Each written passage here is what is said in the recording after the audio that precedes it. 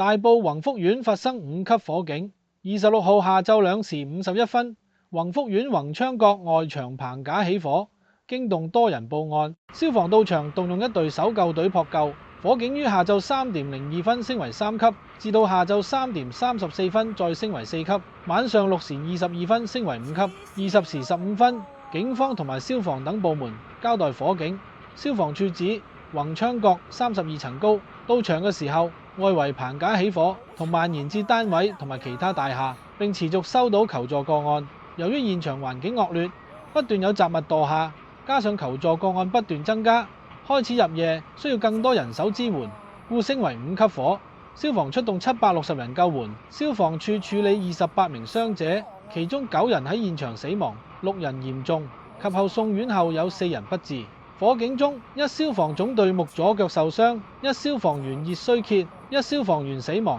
20時28分，消防估計因風勢同埋起火嘅竹棚嘅碎屑飄至其他大廈，蔓延屋苑7座大廈，有單位仍然火光熊熊，現場溫度非常高。消防進入大廈滅火嘅時候亦遇到高溫，部分樓層仍然未能到達，已在通訊中心再致電聯絡市民，一能夠進攻到去上層嘅單位，便會帶佢哋到安全地方。11月27號0時44分，大埔宏福苑5級火，有傳媒拍攝到有 BB 獲救。截至凌晨0時，火警共造成13死33傷，傷者當中7人危殆，13人嚴重，8人穩定，4人已出院，1人情況未明。危殆傷者於以下醫院留醫